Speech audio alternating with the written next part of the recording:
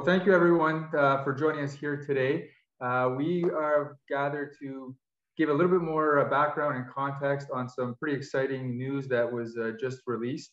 We've had another very high-grade gold discovery on our Ulli's Ridge target.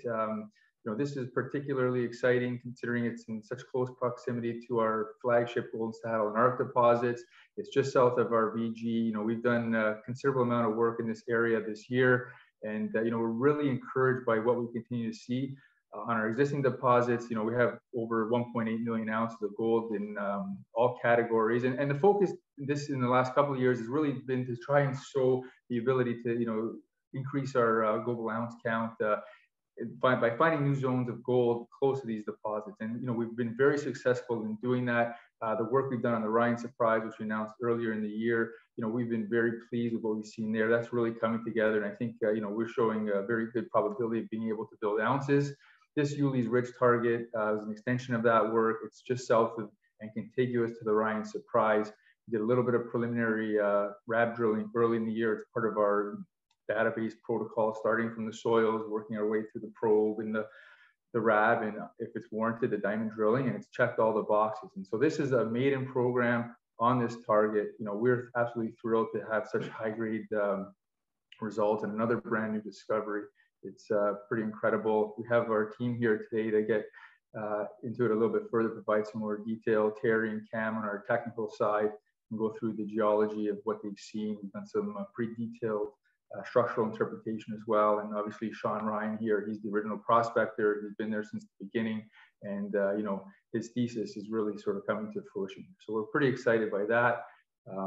In addition to everything else that's happened through the course of 2021, obviously we had this great discovery on the Betty property with 3.5 grams over 50 meters. So this is all culminated better than we could have ever hoped. And we're very excited for what is in store for 2022. We are fully financed for that program, which is being compiled as we speak here, and we're looking forward to being able to give some more details on that in the coming weeks and months. So with that, I will turn it over and let the guys jump right into it. Thanks again for joining us. Okay, thanks, Dave.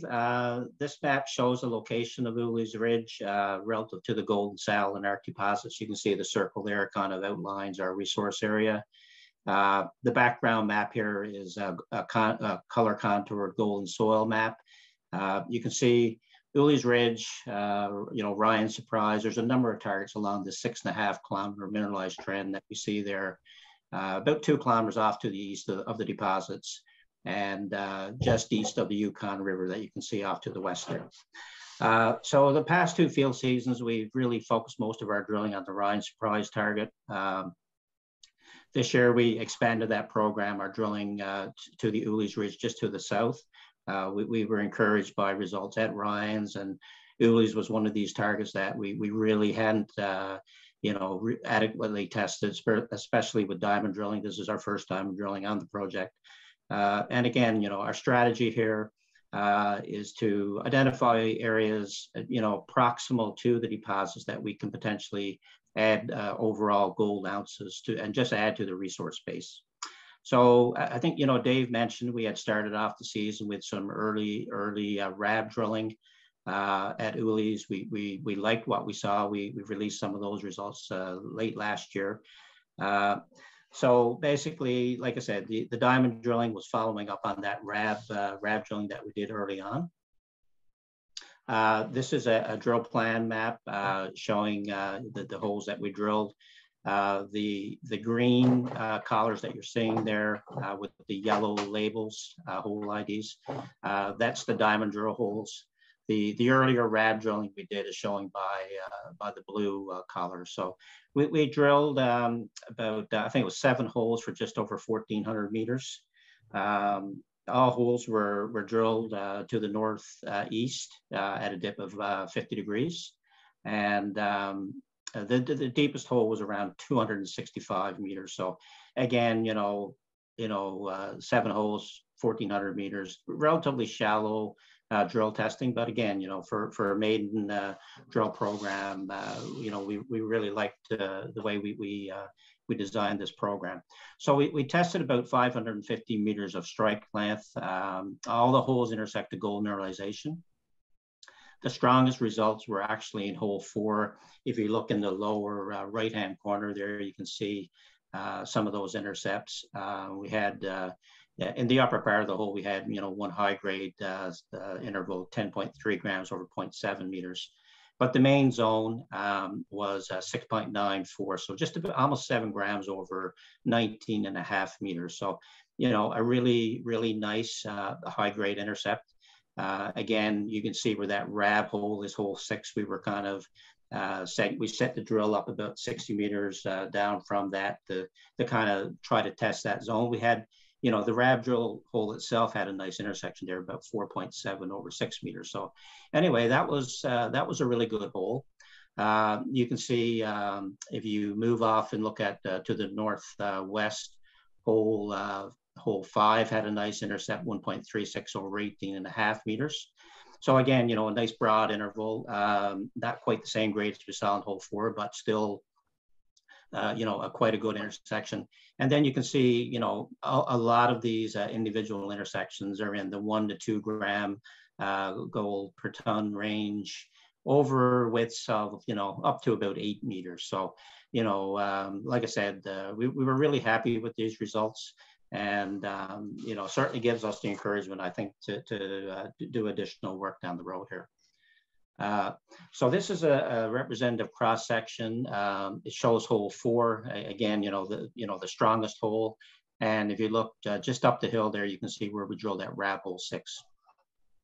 So hole 6, the intersection there you can see was really shallow, almost up the surface, 4.67 over 6.1 meters. And then, the high-grade intercept in the diamond drill hole 4, the 6.94 over 19.5 meters, it kind of defines a fairly consistent zone, fairly steep dip, probably about 65, 70 degrees off to the southwest. So, you can see we have a number of these zones interpreted. One interesting thing about hole 4, and I think, in part explains some of the high grades we see there. If you look, you can see that purple structure vein system that we're cutting there at sort of an acute angle, a little bit oblique. That's a set of structures that we've detected and identified in the optical televiewer data. And we can see it in the drill hole too, in the core, of course. But, there's a number of these veins that have a gentle dip to the northeast. And, some of the intercepts, I think we had some narrow intercepts of, plus 1 ounce material in those. So the optical televiewer data, again, indicates 2 dominant structural orientations to the vein systems and the structures. They both strike kind of to the northwest, but we have like the one that dips that you're seeing here with the red outline. Those are dipping off fairly steeply to the southwest. And then we have that other set that is shallow northeast. So in hole 4, really, what we're seeing is sort of the intersection of those 2 structural orientations. So, it really does sort of open up, the possibility, I think, that, whether it's the intersection of those 2 structures that's key or not, but you can see the type of intersections that can produce, like, almost 7 grams over 19 meters is quite good. So anyway, I'm going to pass it off to Cam, who's going to show you some core photos, some of the leapfrog modeling that we've done and so on. So hopefully you'll get a little bit of a better picture, I guess, of what this stuff really looks like in drill core. Okay. Yeah, thanks, Terry. So if we look at the core now, and this is really pairs into what Terry was saying and showing, really looking at that high grade intersection on the cross section. So just above that intersection, you can see we have this nice oxidized, what we call the BQFG. But then that starts to give way into this really nicely structurally affected, folded and sheared banded quartzite. And so really it's within this structurally affected unit here that we start to see some of this high grade mineralization that Terry was talking about. And again, with 2 different orientations, we see these foliation parallel veins coming through along with these more steeply cutting, oxidized late fractures. And again, these veins here, this is where we have that almost 41 grams per ton. So that high grade intersection, and what Terry was saying, these somewhat lower angle veins cutting through. But we see this more foliation parallel vein coming through within this structurally affected area, and again cross cut continuously by these higher angle structure as well, and generally all contained within this seems this broader sheared package of banded quartzite. And again, this just moving a little bit further down the hole, again start to see this continuation of these cross cutting structures and cutting about perpendicular to foliation. Really nice breccia here, oxidized, mineralized, and carrying on down. And this is where we start to really see this interrelationship between these two structures that Terry is talking about. Again, cross-cutting foliation, nicely steep dipping to the northeast if you look at this in 3D. And again, these lower angle veins as well, again, all contained within this nice structurally sheared package. This sample in particular, we're looking at 45 grams per ton over almost a meter. Over a meter, almost over a meter, well, 45 grams per ton over almost 1 meter here. And again, all contained within this really nicely structurally affected shear zone. So that shear zone, again, is about 19.5 meters in total width, and lots going on within it. Again, just this continuation of these two dominant structures coming through, each one gold bearing, it seems, and another nice quartz vein coming off again within this package as well. And then we start to come out of the shearing. We can see in the rock here, the rock looks to be a lot less folded, lot less structurally affected, and we start to see the grade decreasing accordingly as well. So grade here, we're starting to see ourselves coming out of that nice big shear, and as we'd expect, grade starting to decrease accordingly. So if we look at this now in kind of an isometric, so what does that actually mean in 3D? So Terry showed the cross section where we have these nice steeply dipping northeast shear zones at Ulli's Ridge. And just for reference here, we're about 600 meters to the southeast of Ryan Surprise. So here we have Ryan Surprise, which we drilled earlier on in the season. Had some really nice results out of that. And again, our later drilling was focused at Ulli's Ridge. So really, once we combined our structural interpretation from our optical televiewer data, detailed review of our core photos, our logging, we were able to come up with this model. So looks like we have a series of these dipping shears off of Ulli's Ridge, and really these shears seem to be about subparallel to the main Ryan Surprise shear that we were targeting during previous drilling. So it really looks like we're drilling one broader system, all part of the same mineralizing event rather than two separate systems altogether. So really quite exciting for us. So what this really means too is we should start targeting and look at targeting the gap in between Ryan Surprise and Ulli's Ridge. Very likely this will actually all turn into one contiguous zone as we continue on drilling. So what I'm going to do is I'm going to put this into 3D so we can have a little bit of a spin around and just see again how this all fits in the broader picture to also the Golden Saddle. Okay, so now we're looking at the Ulli's Ridge, Ryan Surprise, and also our Golden Saddle and Arc targets, just in relation to how they sit with our soil geochemical anomalies. Because again, especially in the Yukon, all these deposits are really sitting underneath these really nice, strong soil geochemical anomalies. So we'll just tilt her back down, and I'm going to start looking underneath the ground now. So here we have our Golden Saddle and Arc deposits, about 2 kilometers away. As Terry mentioned and David, about 1.14 million ounces of indicated at 2.3 grams per ton, and a following 400,000 ounces of about 1.63 grams per ton gold. And that's just sitting 2 kilometers away, right underneath this nice golden soil geochemical anomaly. Now, if we start spinning and looking a little bit over to the west, we now have our Ryan Surprise target. Along with right here, we have our Ulli's Ridge. And I realized before I had said that these shears were dipping to the northeast. These are actually steeply west dipping. So a bit of a Freudian slip on that one. So steeply west dipping shears off of Ulli's Ridge. And again, we can see really that these shears are nice and subparallel to our main Ryan Surprise shear that we have here. really pointing towards the fact that we have one main mineralizing system. This is part of one actual zone, rather than right now as we have it separated out by two zones. But as we continue working this property, I think it's reasonable to expect that we can start to see this all joining into one larger mineralized system. And to focus on that point there, we can see this nice soil geochemical anomaly here. This is a really nice, strong golden soil anomaly, and we haven't even drill tested it yet. And that is sitting right in between our Ryan Surprise target and Ulli's Ridge. So again, it really starts to focus and point towards the additional upside that we have here as we start working on really proving up these two targets, making them one, and really bringing in more ounces online that can start contributing to our golden saddle and arc resource that we have just 2 kilometers to the east. So I'm going to pass this off to Shawn Ryan here. I've kind of focused on kind of the more close-in portions of these projects, and Shawn can actually tie this now into more of a global context based on what he's seen from all his time prospecting and making all these discoveries originally on our white property. Okay, thank you, Cam. Today I'm going to talk more about kind of the blue sky potential, or kind of, and putting a little bit of the history to this project. And that's what really Ulli's Ridge is brought to context here. This is the gold map, soil map on the left-hand side, and on the right-hand side is the arsenic.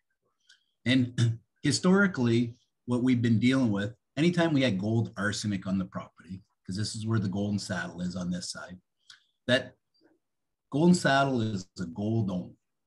The arc style is arsenic and gold and antimony. But so anytime we've seen basically arsenic anomalies on the map, as you see this big trend here, we basically kind of pigeonholed it into, it was arc style. So we've been kind of ignoring this style as they mapped out more of the golden saddle style. And, we poked a couple more holes into the arc.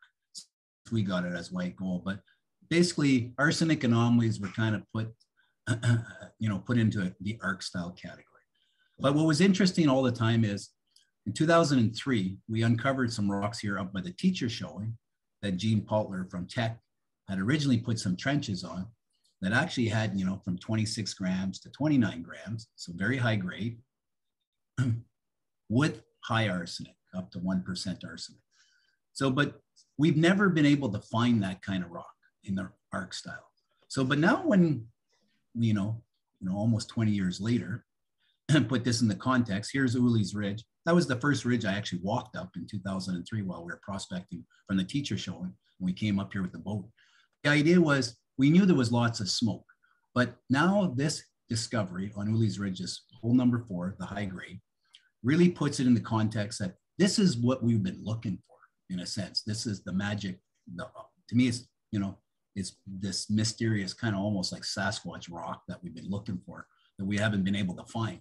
Super high grade gold with good arsenic values. But now when you look at this trend, here's the arc. The arc is it's a distinct trend, and this is a different one. And this is in the quartzite. So that's what the arc was all the time. And everybody thought quartzites are, they don't hold the high grade. Now we're finding the high grade. And this is a different trend. And the idea is that here's another map. And now what I've got is arsenic points. And what I've done is just highlighted the highest arsenic, 200 ppm plus, over top of the gold background. And here, you can see this is the arsenic background in the color with the gold points or the arsenic points on top. So that's kind of how we created these maps, or the maps are created from the soil geochem. But what you really see under here is the gold is underneath here. And these are the super high arsenic points. And this is what I'm getting at. So here's Ulli's Ridge down here. Here's the Ryan Surprise. But you can see all these points, these purple points, this cluster has never actually had anybody walk up to these things and actually prospect it. And that's what, that's what's getting me all excited here, is this trend is real. And each of these soil points represents a high, basically arsenic value. And you can see that we have gold underneath. And here's our teacher showing. The only reason why it's not standing out there is because we didn't have too much soils over that, like right over top of the old grid area. But that trend, you can see it's as straight as an arrow going in a northwest direction. And we've literally never worked that. Here's the arc, just to put it in perspective again. There you can see all the drill holes in the black, and I got some red rab holes that we put in. But virtually this trend has hardly seen any prospecting, because this was our main focus for the you know, when White Gold got it. When Underworld, that's where they drilled this thing off. Kinross came in and did more work here. When we came in 2016 and 17 we started doing more work. And we just started working this in the last 2 or 3 years with just a few holes. But this is the trend that now, you know, this is what we've been looking for. Can we find something that we could find another 1 million ounces to add to this resource? You know, the grades are here. And that's what the beauty of this hole is when you get that kind of grade, almost 7 grams over almost 20 meters, that you could chase underground. These are underground grades. And that's the other context to put into it. So, so here what I did is I put antimony as the background with the arsenic points on top. And again, you could see this nice trend. So, you know, and this is, again, just showing the context of arsenic points over arsenic background. So, but again, this trend, like, you know, you can see it's much bigger than the actual, than the golden saddle, you know, and the arc combined. Like, this is way more real estate to actually hunt along. So it's, so this is why, you know, this is the gold against arsenic points on top of gold background. And here I just put in the chromium, and that's just to show that here's this cap rock. And this is this mafic volcanic to ultramafic rock. And you can see, and that's how you can map out geology with the soil geochem. So you can see this hit here in this arsenic. This is in the quartzite, and you could see how this quartzite trend, you know, is real. So, and this is our original Ryan surprise area that kind of went underneath this. There's a little piece of ultramafic, no, it's right in here, that ultramafic. So you could see that, you know, the chromium anomaly kind of cuts over. So we've been kind of nipping, like kind of looking kind of underneath here, and we suspect that there's stuff going on under here, but we don't see it on surface because it's capped with this thing. But right now we're on this trend, and this is the fun part, you know, and so this is all these points, what I'm getting at, all represents areas to go prospecting. And, you know, we'll start with just a shovel, digging these things up, and then we'll start pulling out rocks. Then we'll probably come in with the probe, and which should lead to a RAB, you know, and then hopefully lead to a bunch of more diamond drill targets here. So this is the beginning of a whole new kind of system, and this should be a fun season, you know, coming up. So stay tuned.